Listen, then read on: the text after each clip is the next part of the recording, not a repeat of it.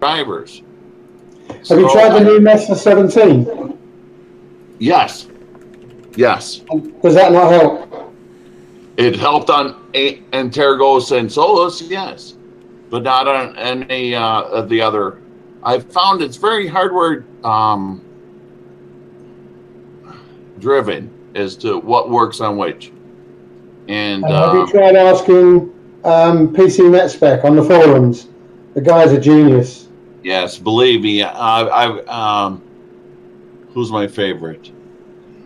And as Pseudo Reboot would say, I don't want to spend a lot of time searching for how to make it work. I just want it to work.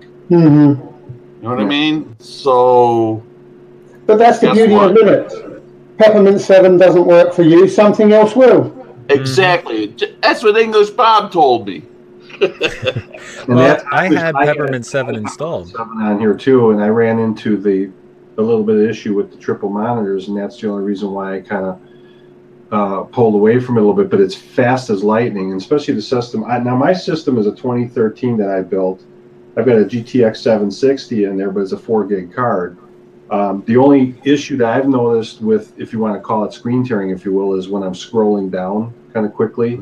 I'll notice you'll see that a little bit. Other than that, if I'm running gaming on here or whatever, I don't have any problem. But the one thing I did have, and I think I mentioned it in one of your recent shows, Rocco, I did take a screenshot, and I know on Google Hangouts how to share it. I wish I could do it here, but if you look, when I'm booting up as an example, I have Payday 2 loaded in Steam, and I was playing that on the Windows side before I changed over to Linux full time, and it was fine. And when it loads up, it looks fine, but then as soon as it enters the game, until let's say you go into whatever part of the game you want to play, as far as if it's a bank job or whatever, that kind of thing, you get into your lobby, so to speak, it looks perfectly normal. But then you get in there and you get this I don't want to, it's not pixelized. Everything has almost like the color goes out of whack. It's almost like it's got, everything's outlined in red, and it distorts. And and it's only 1 or 2 of the games on there that does that. I do American Truck Simulator and Euro Truck Simulator. I don't have any problems with that. Or War Thunder, they all run and look fine. And I can change the settings, but there's is it Blizzard games? Pardon me? Is it Blizzard games? I don't know who puts out Payday, but the thing about that, I'm starting to think about it now as I'm talking here, is I'm wondering if it's because Payday was typically Windows-based, and they only recently went to a Linux-based. So I'm wondering if that isn't part of the thing, where maybe the crossover isn't quite making it. Right. And if that makes sense. Lenny was very good on trying to bridge the gap between those. Yeah. I want to know what Lenny's doing. I haven't heard much from him lately. Have you, guys? No. We actually talked to Lenny and asked him if he'd come on Destination Linux with us. I know he's had some health issues lately. Oh, yeah? Yeah. Boy. He was a huge reference for me when I first started with Linux. I mean, don't ask me, Lenny. Let me tell you. I asked Lenny. He was a good guy. Yeah, his videos are always precise and concise and in simple steps. So you can always rewind it and go back and see what you missed. Yep. Yeah, all his videos were like that. But I had Peppermint 7 actually installed on... I have a partition drive in my system that I use for testing, and it's got 3 partitions on it. And I had Peppermint 7 installed, but I never did anything with it, and it sat there. I booted into it, and I looked at it. I just never tested it out, and then I forget if it was over... I don't know, it was one of the times where I needed to switch something, and they ended up blowing up that partition and never just went back to it. So I should actually test it and run it for a while, but there's so many to test and run. Rocco? I get it because I want to test them all, but I didn't actually run it. I didn't actually get to test it. Well, you know, I run SSDs typically in my machines, but it's funny, one of the first times when you had mentioned that you had Peppermint 6 and then went to 7, and I had both on there too, and I have an old Inspiron, well, it's 4 or 5 years old now, with a typical it's got an i3, I think 3230 or something like that in there, and it's got a regular 1 terabyte mechanical drive, And the one thing that I noticed is that thing boots up as fast as my SSDs in that mechanical drive with Peppermint. It's such a lightweight distro. And that's got 6 gigs of RAM in it and stuff for an older standard, proprietary machine, Dell machine. I was surprised at how fast it boots up. It's as fast as my SSD. Fast as your SSDs? No, that I'm talking about. I have SSDs in my machines, but the one that I had Peppermint first on when I was trying it was a Dell with a mechanical drive, and it loaded up as fast as my SSDs with that mechanical drive Peppermint 6. It's 6 gigs of RAM with an i3, and I was shocked. And that was, and I'm shocked. Put the high-end i3s, they put a standard entry-level i3 in them. So, holy shit! Okay. Well, keep your eyes open on the Peppermint website, because we're going to be testing the release candidate this weekend for version 8. Really? Yeah, so we've already got the beta out, and I'm telling you, it's rock solid. I've had it on my system for about 10 days. I can't fault it. It's not a major change, but there are changes coming ahead, and I think you guys will be impressed with it. Okay. Yeah, Peppermint's probably one of the best, I think, for a light running distro out there with a lot of features. And the nice thing is you can add whatever you want into it, and it doesn't seem to bog it down at all either. Which I've noticed there are some distros out there that start out really, like Linux Lite's another good one, but I have noticed if you bog it down with a lot of software, it does start to... Is that Arnie X? It gets glitchy. Yeah. Is that Arnie's? I'm sorry? Does Arnie Exton do that one? I don't know for sure who does Linux Lite. Is that Arnie's? I don't know. I know he does X. No, Arnie does Xtix. Does he do EXTIX? Doesn't he do Linux Lite too? No, that's the other dude. Is it LXLE? I think is still Lite's platform. I don't know where my memory's going. I'll have to go and have a look it up. Just a second. I know what's one of Arnie X. I thought he did that Linux Lite too. Isn't that his? No. Jerry. No? Jerry does Linux Lite. Oh, Jerry. Yeah. Jerry. My bad. Sorry. Okay. Yeah. Jerry does a very good job too. Yes. The problem I have with Xtix is he's got too much mixed in with each other. If you suddenly decide that you want to add a particular repo because you want a program to work that's not in his repositories, it's very difficult to get other stuff integrated into his Xtix OS. It's such a clever, well put together machine, but the minute you start having a backseat driver, it just goes all wrong. And there's never anything 100% spot on about Xtix. I love playing with it because it's really cool and it's just innovative. But if you want to do your normal Linux stuff, I just can't seem to get it to work with Xtix. See, the other thing that's important to me on any distro, which is funny, KDE, I do like KDE, even though it's typically runs a little heavier.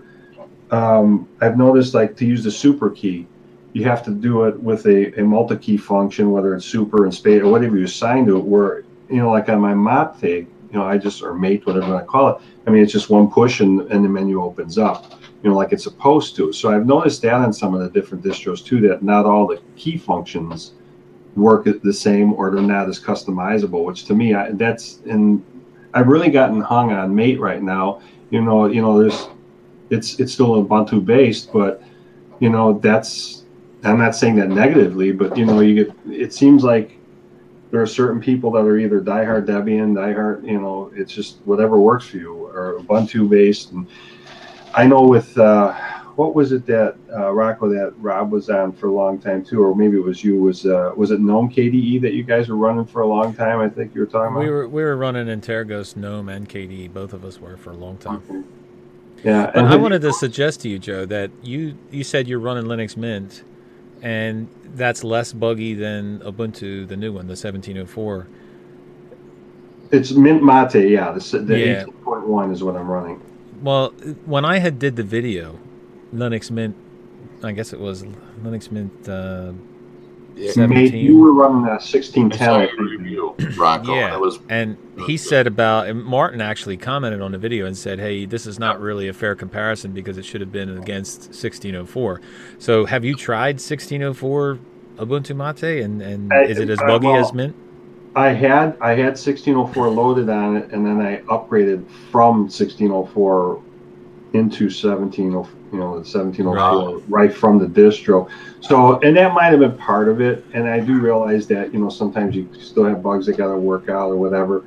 But I wanted this to be a pretty solid, daily driver. And I took a chance on even what I'm running right now. And so far, knock on wood, it seems to be running pretty well. Every once in a while, if I try to do, like I always have multi-windows. If I've got streaming going on or whatever, and I move around a little too quick, I have had a couple of freezes on this, but I know what causes it, so I tread a little lightly with that stuff because it's a resource thing, Right. But I think sometimes this might sound weird, and I would love to find out if there's a way of determining this, if it's the hardware is faster than the distro can handle, if that makes sense. I don't know if that's weird sounding or not, but I do think sometimes the distro can't keep up. Unless you bought it 20 years ago, I don't think it's possible. No. Well, and I've got a Seagate 240 gig SSD in here, and I've had that thing for a while, and my new Rocco, that's not possible. I've got a Samsung 500 gig SSD in there. He can't make that slow down, can he? I don't want it to slow down. I want it to be faster. I want everything else to keep up. Well, you said you used the mate menu or the Mint menu, and actually, my dad is on Ubuntu Mate, but he uses the advanced menu because he doesn't care for the 3-tiered menu, and the brisk menu doesn't have favorites like he wants. So that's actually coming in the next version of the brisk menu, but he uses the advanced menu, which is basically the Mint menu. Well, I don't use this. Yeah, I don't like it because of you guys that Karl won't join us. He's in here. He can hear it. He just I think he said he doesn't have a mic Where or something like that. He's trying to speak, but nothing's coming out. Open up your side chat. You'll be able to see him talking in there. He's commenting in there. He's here. Yeah. Sure. Prove it. Where's the artist? So my question is, how long do I give FerenOS before I That's a Windows thing. with the like if it's gonna Rocco, that's like a Windows distribution. I mean, I love Feren. He's a great developer, but come on. Do we need another Windows distribution? Well, look, I don't hate everything about Windows, man. I mean, I like some of the aesthetics of Windows. I mean, I like some of the features of Windows. I just don't like Microsoft. XP was good in his day, too. I couldn't wait to get to Windows 7 when XP was done. Oh my gosh, it just wouldn't die. Windows runs its best. Are we here to talk about Windows? Keep it offline. If you keep it offline, and is that why Karl won't join us? Because we're still talking about Windows. Yeah, offline is you got to keep it offline. But and that's what I have did. I built. If it wasn't that I had to have a Windows machine for my accounting, I really wouldn't have a need for one. And I built the one that I'm on now. That's on my Linux machine. I originally built it for design work and stuff when I was contracting. I don't do any of that stuff anymore like I used to. And they have 3D Home Suite or whatever, which is a Linux one, and that actually is not a bad program if you want to just goof around with designing stuff. The only thing that I wish would come on here would be Google SketchUp, because I still do use that, but I could still run that off of my Windows machine. So those are the only couple of programs that are keeping. You run SketchUp on Linux through Google? No, you can't. There's no Linux-based platform for it. No, and to try to run it in Wine, I have or something like that. I won't do that because that defeats the purpose, kind of, in my eyes. So I might as well just run it on my Windows machine when I need it, which isn't very often. But those are the only two programs right now that are keeping me on a Windows machine. And honestly, I can't count since the beginning of the year, other than maybe when I fire it up for my books, every couple of weeks or once a month or whatever. That's the only time I'm on it anymore. Otherwise, it sits here and does. And Rocco, I think you and Rob have said the only reason that we can't cut the ties is because of gaming, right? Pretty much. I mean, there's always going to be that one program, okay? You know, like you were talking about, there's always going to be that one program. But the major holding thing for a lot of people is gaming. And you're never going to have games like Battlefield 1 come over. You're never going to have the AAA EA games come to Linux. It's just not going to happen. Yeah. Because they would have to see that there's money in it for them to start develop. There's no reason for them to develop on Linux because there's no money in it. Nobody's going to want to. Yeah. Nobody's going to pay originally, and they're not going to do it on their own just to say, "Hey, we're friendly to Linux," and it's just a snowball effect. So it's not going to happen. Blizzard. Yeah. And you know, like for me, I play Battlefield 1, and you know, I'm not going to be able to ever play Battlefield 1 on Linux, so I have to have a drive with Windows on it. Yeah, and that's true because I have the last Battlefield game I had loaded on here was 3, Battlefield 3, and I do miss it. And but again, this machine stays offline, so if I want to go back on, I thought, well, I still have an Xbox sitting in the other room. I can always go back on there too. But I refuse to give Microsoft $60 a year either. Right. Exactly. Plus, I'm a hardcore PC gamer. You know, if I'm going to do that. So I'm not a bit. I started out on the console, but then I went to PC and I never went back. And I don't think I could go back to a console right now. It is. It's very hard to go back. Yeah. But Karl has just made a good point. You're never going to get real games on Linux because there's no AAA games that work. Yeah. And until you can get those big boys to invest in Linux, and let's be honest, why should they? For a few 100,000 or maybe a couple of million Linux users or 10 billion Windows users. Mm-hmm. Who are they going to go for? Monetary strategy says you have to go Windows. Right. Yes. That's why we need to move them over to Linux. You got to move the Windows users over, right or wrong. Yeah, you're right, but how are you going to do it? Yeah, you'll never. Yeah, you can't. I'm here. There's an anchor. I gave up the game. I gave up the games. I said, you know what? Those games weren't worth it to me to stay behind. That's the difference between hardcore gaming. I find a lot of indie games on Steam or directly through Linux that I find very engaging. So, not as engaging as Battlefield 1, but okay, I take your point. Come on. How many years have you been playing that? Isn't it time for a new game? No, it just came out, dude. I mean, wait. That's Call of Duty World War II is going to be coming out in November for crying out loud. I find a lot of new games out on Steam and in the indie world, like Hidden Folks. I mean, I find a lot of new games out that, you know what, I can put aside my old games, my Blizzard games or whatever. Fine. And you know what? I don't miss them. I'd rather be independent and make my own decisions on what I want on my computer than be forced by what Windows will allow me to have. So, Ski. Karl just said. I'm speaking to the choir. Sorry. Karl just said Tux Cart. It's all that he needs to have. I love that game.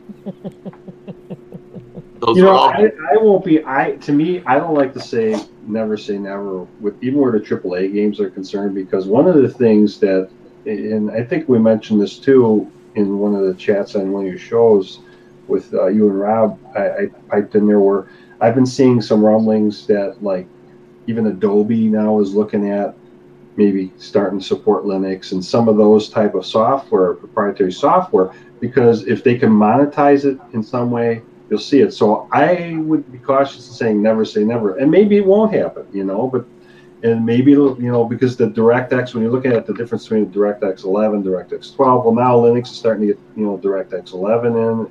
They're catching up there. They still always seem to be a few steps behind, but I think it's going to be a matter of time. We'll tell to see the future advancements, because again, I still repeating myself. Look at 10 years ago to where you're at now with it. So maybe I just have high hopes. I don't know. You're absolutely right. what do you think about the new revelation that Windows is offering the Linux support within their apps now? The shell, yeah. Well, yeah. I never trust anything that Microsoft. But it's only the Linux shell. I don't trust them. It's only the Linux shell. What are you going to do with it? Run a terminal. Right. Yeah. No GUI, no nothing. So unless you're a sysadmin guru, it's not for your average Joe. It isn't going to bring anybody over to Linux. In fact, if anything, it's going to instill upon them their fears. Hey, look, Windows has got Ubuntu. Oh, bloody hell, it's a DOS shell. Right. Unless you're comfortable on the command line, you're not going to have developers, maybe? What did they do that for then? To try and keep those guys who have to use both Windows and Linux type systems within the Linux ecostructure.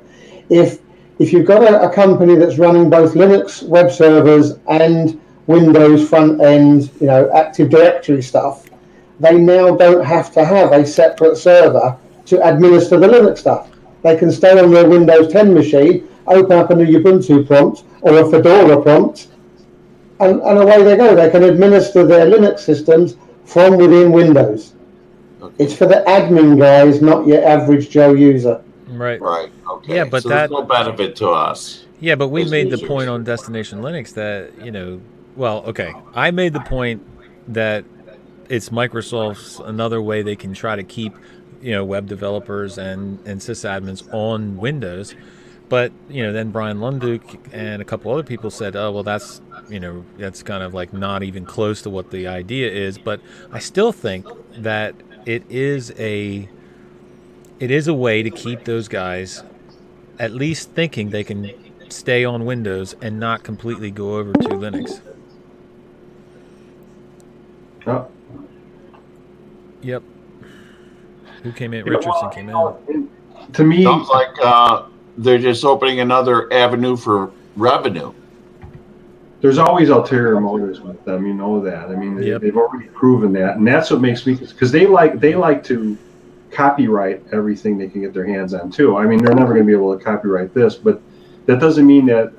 My concern is that they don't start to try to create some roadblocks down the road for Linux. But the truth of the matter is, our community, when you think about it, is so much larger than even they are, from the grand scheme of things, of everybody that supports it and contributes to it and everything else. But I just, because of their proven track record with how they do things, I don't trust them, and maybe it's just putting a bone out there to make it sound like they're all friendly. I don't know what the reason is. Honestly, I don't trust them even when they do that.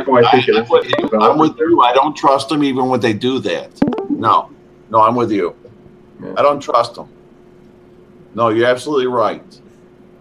And what have they given us in the past to want to trust them? Well, they've given us Windows 10. Didn't I hear you go back to KDE? I had my first computer back in the 90s, early 90s, I think, was when they, 90, whatever it was. I mean, it was a 486. I don't know, it was Acer or whatever it was. So, I mean, it was megabytes. Nothing was, Yeah. But even then, I told my wife the other day, I said, I love technology and I hate it at the same time. I said, because the fear of with these malware programs, all this other stuff, and the way the world is going, that you can't even punch a register if it shuts down, that kind of stuff. But the thing is, I said, even when I think about when I started computing for the first time, it was such a fun experience. You couldn't wait for your computer to get there. You fired it up. You still could do everything you had to do with your tasks. And then along came the internet, which changed everything. And as this keeps growing and the proprietary, you used to buy a software program. Well, a lot of people never realized they were buying the use of it. They weren't buying it and actually owning it. And then now it's going to the subscription base. And mark my words, unless I'm all wet behind the ears, that's where Windows is going to wind up. Oh, we're giving you for free for a while. If they can't generate enough revenue stream with all their other apps and add-ons and store features, like now they're trying to lock down that you can only use Bing, and the only way you're going to, they're in their Edge browser, and the only way you're going to be able to do anything is through their store and their apps, and then maybe I'm wrong, but I think eventually you're going to see the operating system itself become a subscription. Yep, because if people are so used to, what are you going to do? No, you're absolutely. You already seen it with their Office program, 365, right? You're absolutely right. You're absolutely right. What were you going to say, Rocky? No, I'm saying it's going to be a subscription base because that's what they want to go to, because they don't want they don't need anymore to have a physical disc to send out, to buy in a store. You download it, put it on your system, and you pay for it. That's what they want. They want you to pay for it continually. It's almost the same as the gaming model, where it's no longer where you buy a game and you pay for that game and you have it. If you want to play continually, you have to buy the deluxe version or the season pass to get the downloadable content, because all the guys that you play with are going to have the downloadable content, and you're going to be stuck on servers that you can't play with them on, and it just fragments everything. But it's more like a subscription base. Well, my son, he said it years ago when he was even on an Xbox. He said you buy all these expansion packs and, like you said, the DLCs or whatever for it, and then all of a sudden they decide 3 years down the road all that stuff you paid for goes away because they got something that they came out that's new and whatever, and you feel like, I hate to say it, but you feel like you got ripped off, because here you're thinking you're buying this stuff as part of it, and then they take it away. But I think that's part of the misconception, that you don't ever really own it. A lot of people just think they pay for something that they own it, and they don't realize that that's not the case. Well, it started out at, I think, World at War. Call of Duty World at War was the last game that you could actually have modded servers. And that was a game where, you could buy it. You didn't have to buy no expansion pack. You didn't have to buy no downloadable content. And you had servers that you could put up and have mod tools for them. And like, I played with a group of guys that would mod it to have a realism mod on it. So we ended up playing that for the longest time. But then the game's coming out, it's no longer moddable. You can't get your own servers. You have to buy the servers from the company itself. Or if you can buy them, rent a server for the game, it's not moddable. You can't touch anything on it. And that goes back to them having to want control and want more of the money from, they want you to buy the downloadable content. They don't want you to be able to mod the game anymore. Well, and it's not that I'm against anybody making money, but what I think is upsetting a lot of people is how things are being done. And part of what bothered me, or what really turned me off and got me angry at Microsoft, is the data mining, and especially when they go back to Windows 7 and put the telemetry in there to turn around and do the same thing without your knowledge that they were doing that. I'm guilty of it like everybody else. How many of you actually sat and read the EULA for Microsoft? Nobody does that. Anybody has. You wouldn't. I mean, okay, you may, but I wouldn't understand it even if I read it. So it doesn't really matter. It doesn't even make sense to read it. Yeah, well, that's what they hire lawyers for, to confuse everybody, right? Did it really matter, though? Well, like with Windows 10 there, they had the, they have the EULA or whatever, but that doesn't, they update it, but you're not going to sift through that and get all the updates. Like we did on the one podcast where they listed all of the things that it logs. It logs everything from your keystrokes to your mic, every voice recordings, everything. Rocco, as a daily dude, that, I'm not like, going out there investing millions on the computer. I don't do investing on my computer. I go out to surf and just talk to you guys and to maybe see what's new in the world, So, but there's information they capture. There's keywords. It's the same thing. What are they going to get from me? What do they get from me? Yeah, but it's not so much what they're going to get from you. It's the fact that they shouldn't be allowed to get it from you without your permission. You should be able to turn that stuff off. Who cares? I should be able to turn that stuff. Well, you may not care. You as a user, you may not care about that, and you don't care whether they know you're going to. You probably care. Well, no, you may. Okay, so say you shop at eBay, all right? You don't care about them knowing you shop at eBay. Well, maybe I'm shopping at eBay for something specific, or maybe I'm looking online for. So say I search for something, okay, for a physical ailment, and they know that I searched for that, and they combine that with information that people have collected for health insurance. So now the health insurance people know that I searched for this specific thing. So now my health insurance goes up because of the information. I'm saying this is all what it's coming to. This is all the collective information that they're collaborating with other companies. Rocco, they shouldn't to me, know all of this stuff. That part of it's wrong. That part of it's wrong. If any information agency can take that information and raise a rate for you, that to me is wrong. That's the problem, not somebody saying, you know what, Rocco's looking for a foot care, right, and maybe we should throw him some advertisements that might help him find a solution to that. I don't find a problem with that. I kind of look to the web for help for that. Yeah, but therein lies the problem. They're collecting that data, and you don't know what they're doing with it. Yeah, there's no law that says you've got this data and you can only use it for advertising. It's your identity. I mean, every time you log into a website, let's say you go in and you pay your credit card online, they've got that information. You go into, we have a feature here where we could log in. I was watching the chat. Sorry. Yeah, no, I seen that too. You go in and we want to look at your medical records online because that's something your hospital may have, and you go in there, and I mean, bottom line, it's your identity that they're looking at.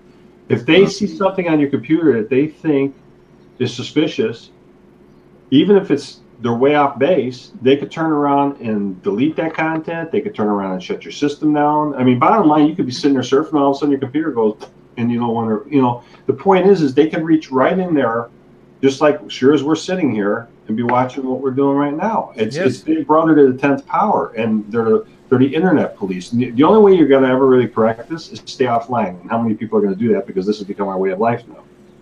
It's getting worse and worse, and it's getting more.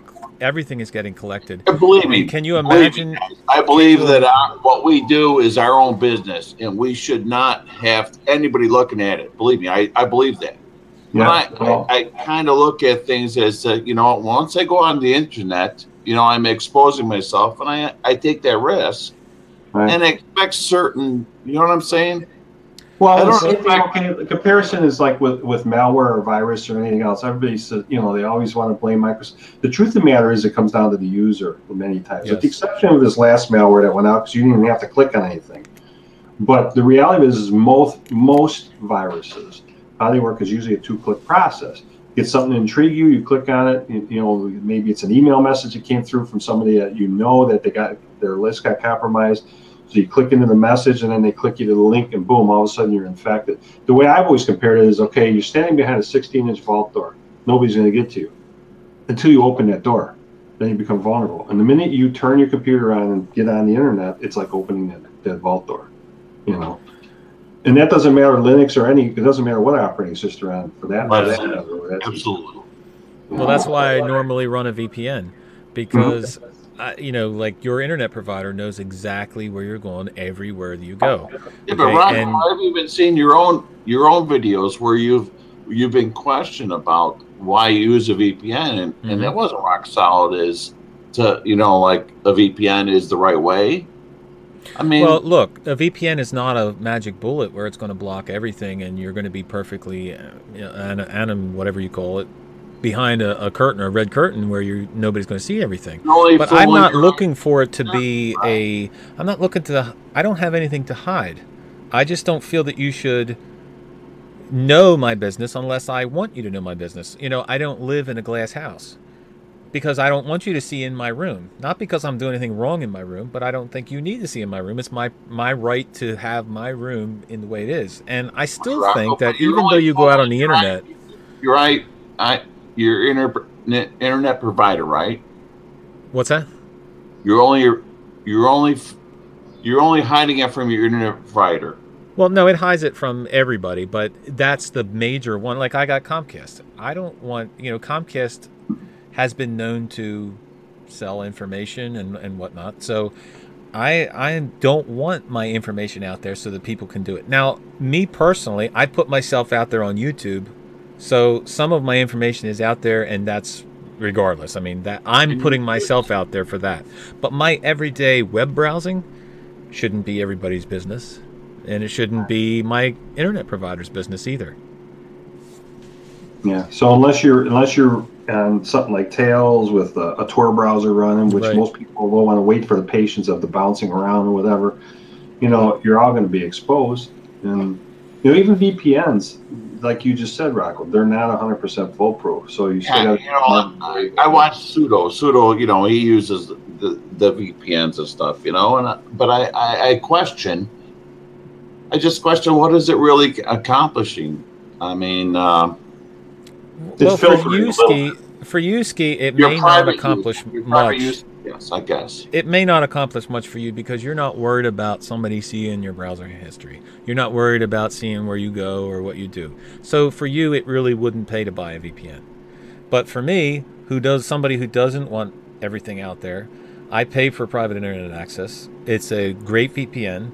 But again, it's not a perfect system. It's not a magic bullet. They do, I think, a great job, better than anyone else, on logging or not logging, I should say. But either way, you're going to trust somebody with your info. It depends on who you trust. Right. Can you get the same thing with like a different browser, like Brave or something? Well, Opera has a VPN that's built in. But again, that's really not for privacy. That's more for geolocation. And and I was just going to say that, you know, people are on the impression that they turn that VPN on Opera and they got some protection, and it's not. And to me, I would be more concerned. Okay, that's a VPN that they're offering on a browser that goes to everybody. To me, I'd rather have my own through my router or however you set it up. Mm-hmm. You know, so that's like a false. Okay, that's a false sense of security. Zebedee, what were you going to say? I was going to say, how long have you been using the internet? Geez, I don't know, in the 90s, I guess, 2000, something like that. How long have you been using a VPN? 5.25 floppy AMD computer. They already have your information. Correct. They already have your browsing habits. Correct. Yeah, they do. I agree. Everything's been compiled, logged, or whatever you want to call it. So, yeah, I agree. They have everything. Take me away. But like I said, it's not that you look. Serious threat. It's like my house. Okay, I have doors on my house. I put locks on them, not because it's going to stop somebody who if they really want to get in my house, they're going to get in my house regardless of whatever lock I have on it. But it's enough to hold certain things back, where I don't just have my doors freely open where anybody can walk in. And that's the way I feel about a VPN and being private. I know some of the information's out there. I know most of it's out there. But you got to at least have some kind of pushback. Yeah. Hopefully nobody's watching, but I never lock my doors. My house has never been locked since I've lived here. Who's that behind you, Steve? In my neighborhood. I've never locked my doors. Uh-oh. Boy. Well, that's the one good thing about just let it out to the whole world. That's the one good thing about like a VPN, where it encrypts your data before it leaves your computer, before it goes out through Comcast and goes out to wherever you need it to go. Where, you know, if you don't have a VPN, everything's going through Comcast and they see everything. So, I don't know. Rocco, can I tell you one thing? Yeah. That's why I love what you and Rob and Sudo and all you guys do. Because you give us the information, you leave it up to us to make the right decision on what makes the most sense for us. All you guys have done that for years, and I applaud you and I thank you. Okay, maybe it doesn't, fit me, just like you said. I leave my doors unlocked. Yeah, I don't think a VPN is going to help you. That the Old West hasn't found yet, but you know what? There's places where you do need to lock the doors. So I appreciate you guys putting it out there. Do any of you guys use a VPN? I mean, I know you don't, Ski, but do any? Joe, Zebedee? No, I don't use a VPN. No. It's on my to-do list. Is it a bucket list or a to-do list? Well, part of it is because, like I mentioned about breaking a distro, I thought with my luck, I'll set something up and lock myself out of my home network. You know what? More about it. That's funny you say that. I had files when I was on Windows, and I was trying encryption programs, and I just started out with a couple files that I didn't really care about. So then it worked. I think it was AxeCrypt that I used actually, and it worked. So then I started doing my documents. Well, lo and behold, of course, like I used AxeCrypt, and I had to reinstall Windows. And long story short, I couldn't remember the password that I used to encrypt these documents. I just deleted them because they were gone. There was no way I was figuring out what the password was. I tried every different combination and lost my files. So yeah, I feel your pain. Well, that's nice else too, though. Don't encrypt your files in a Windows machine and expect to try to open them in Linux either. I found that out there, so I had to go back into my Windows machine to decrypt them so I could bring them over here for files that I wanted. So I tend not to use a VPN because I pay for a certain speed, and I've never found a VPN fast enough to match the speed of my ISP. What speed are you getting, Zebedee? 80/20. Okay, so right now I have a connection, how do you get that speed? If I do a speed test, I get over 200 a second, and from private internet access, if I go through them, depending on the server, I can get 120 to 180 per second. So bytes? It depends. Kilobytes? Bytes. It depends on which server you're going for. Like I'm in the East Coast, so I'm going. If I go out of the East, I'm close to it. So I'm getting good speed on it. Now that's not the case with other VPNs. I've tried a ton of them, like AirVPN. Rocco, what are you getting? But you just lost. But you just lost 40%. You've gone from 200 to 120. Right, but 120 is 120 what? Kilobytes per second? Megabytes a second. Yeah, 120 is fast enough. You know what I get? Where it's that compromise where do I really need megabytes per second max? How much you got? 10 max. That's because you're out in a rural area, probably, right? That's what happens when you live in that old western town that doesn't need locks. Rochester, New York? Yeah, no, that's not rural. Yeah. See, our rural areas are the ones that only get 10 because they're. No wonder I can't do VPN. I could pay for a business one, but the fastest they have is 100. I'm running 60 down and probably 6 up. Megabytes? You'll peak out to 70 now a little bit. And the only reason that it got up that high anymore was it used to be it was throttling down real bad until they got called on the carpet for throttling. And they got a little bit of a slap on the hand, and now all of a sudden everybody's getting faster than the 60. Well, so. I'm only getting 12 upload, but this is ridiculous. I'm only getting 12 upload. I'm in the Stone Age compared to you guys. Well. Yeah. I get maximum 10 megabytes per second. Yeah, but what people also tend to forget is, although I'm getting 80 down and 20 up, in the real world, that means I can download at 8 megabits a second and upload at 2.2 megabytes a second. Right. So there's a difference between your line of speed and what you can physically achieve with your computer. I don't understand it fully. I just know I max out at about 8.8 megabytes a second download. And people can get about 2 megabytes a second from me. 2.2 is the max I've had on any Steam download or any ISO download. 2.2 is the maximum I've ever downloaded. My max upload is 100 kbs. Yeah, but it also depends on the server you're downloading from too. Because like if you download from something like in the 60 or the 59 years that I've been alive. Okay? That's the max I've ever gotten. And in a couple months, I'm going to be 60, and I don't think it's going to get any faster.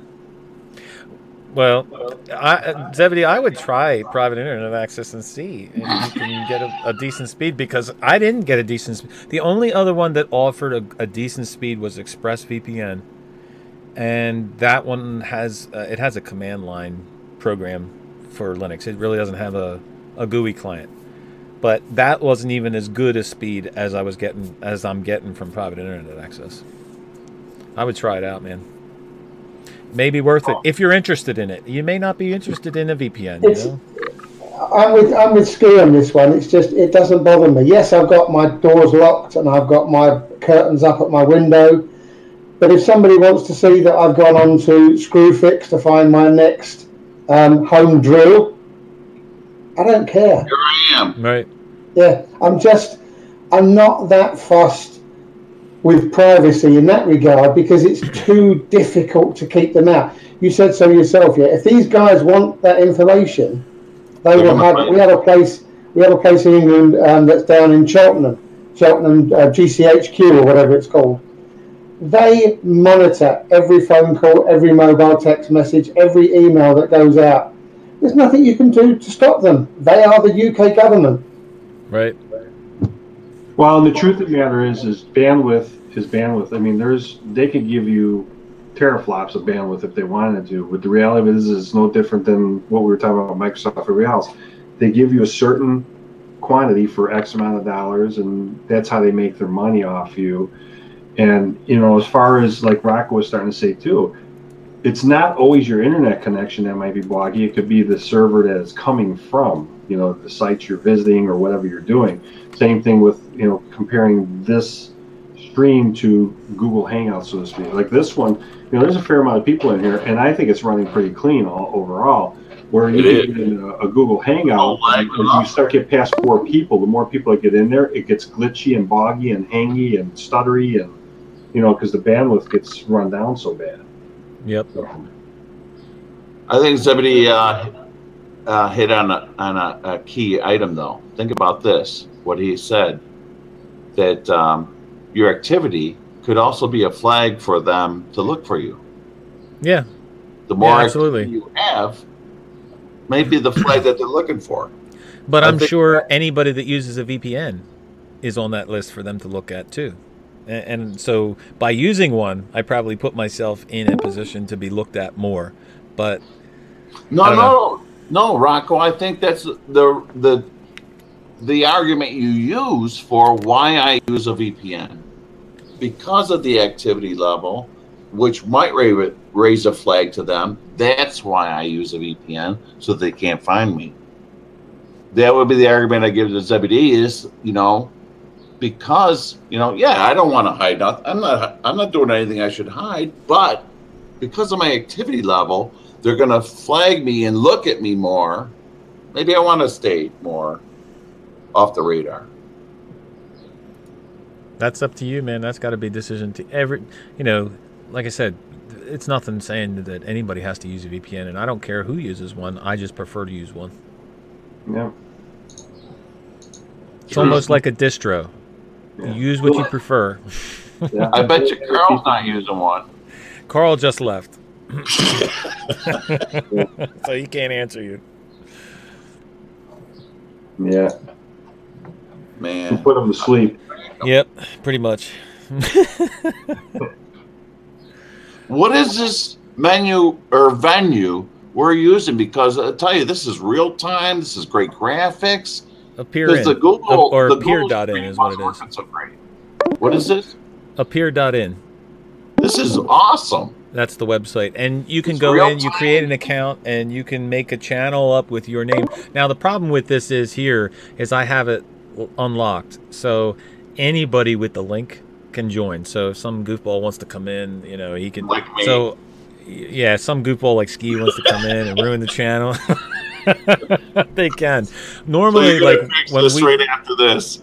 Well, when we did this with Destination Linux, I used the Destination Linux website, and I locked it so that nobody could actually join.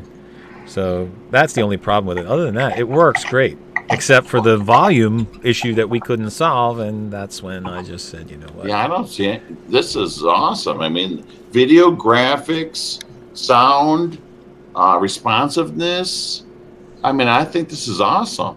Yeah, the other way that we used to do is, you know, if you've got a private Facebook group or whatever, and you did a live show, and if people belong to the group and you could put it that way, or you could do it in a private party thing and send the link out that way, through a specific, like kind of like you're talking about, Rocco, where it's not fully locked down, but if you want to let a certain amount of people in or whatever, it's through a more controlled environment and that kind of thing. So, well, the next time we can do a Google Hangouts. It doesn't matter. Like certain people prefer Hangouts. I like this actually. I'll be honest with you. I think it runs really clean. Yeah. It doesn't matter to me. Get a better mic. Yeah. That's all good. You use what we got, man. So you use what you got. No, that's good. So you and Rob, I know you kind of made a little announcement. There was a little vacation break there for a while. Is that going to last a little bit, you think, or? I don't think so. I mean, we didn't record a show this week, and it depends on how busy the week is next week, because I know that Rob has some business he's taking care of as far as whether we record next week, but it shouldn't be too long. It should be either next week or the week after that we return. So okay. I have to admit, I said this to you before in the chat, because this is obviously the first time I got to talk to you face to face, but you guys have to be probably the two calmest personalities I've ever seen. That it's very I mean this sincerely. It's very easy. As you can tell, I'm Italian. If you tied my hands, I couldn't talk anymore. Yeah, I know. Me too. You're very easy to listen to. You guys just have a nice. It's not monotone. It's calm. And when you talk, it's one of those things that when I do watch your shows, if I go back to watch it, it's because I want to rewatch something. It's not because I missed what you said. You know what I mean? Because it's like I could absorb everything. There's just something about you guys present yourself. It's very, very good content. And you come across very clear and articulate, and it's just, I think you do a fabulous job, you two guys. You really do. Yeah, I agree 100%. I agree. Thank you both. Absolutely. Well, Rob's a little bit more articulate. Sometimes I have trouble with what words to say. Are you and Toss in an argument? Are you and Toss still talking? Yeah, why? Why would we be in an argument? Well, you used to do these with Toss. Now you're doing them with Rob. No, I didn't do them with Toss.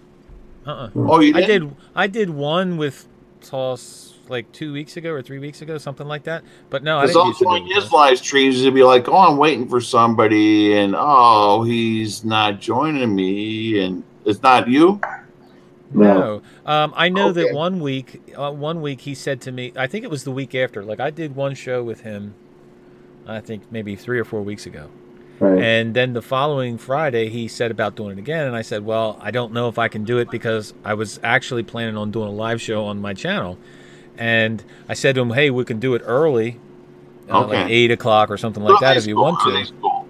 Yeah, everything's cool. Okay. And then it got to be like he wasn't getting home until 8:30, 9 o'clock. And it ran into me putting... Well, you don't have to explain. It's the live channel of mine. So. Everything's cool? Everything's cool, dude. Okay, all right. If you want to articulate better, just bring your pot of coffee. See, if I was like Rob and more articulate, I could have got that out very easily. But no, I fumble with words sometimes. But look, me and Rob have fun when we talk, and that's why we started the Destination Linux podcast, because we were just talking like we're talking here tonight is exactly the way me and Rob started out, just talking, and it was just fun. So we decided to record it. I love listening to you guys. Believe me. Both you guys. And we actually started uploading it to both of our channels to begin with, because we didn't have a Destination Linux channel. We didn't even have a name. It was just us talking. And then we made the channel, and then it started from there. So that's how it all started. So we enjoy it. Hey, keep doing it. Yeah. It's 1 o'clock in the morning, dude. Holy cow. Shit, it is. For all of us. Well, not for you. Not for you. It's what time is it? It's midnight here. 6 a.m. Oh my gosh. 6 a.m. Holy shit. We kept them up all night? No, I want to bed at about 10 o'clock. You can see the sunshine behind your head. You're flushing on the wall, though. Yeah. I had to shut the blind. That's cool. Well, thanks for joining us. Man, Rocco, I appreciate you. I blame him for keeping you up this late. Well, who knows? Maybe next week we'll do the same thing at 8 o'clock, and maybe we'll get more people to join. because like right now you got 10 people watching on YouTube. We do? So, yeah. So maybe next week, if I do it earlier, like 8 or 9 o'clock, like I normally start the live stream, maybe we can all join like this and, have a big, huge conversation. Yeah. Because it seems to be more fun than me just talking about FerenOS and having it crash.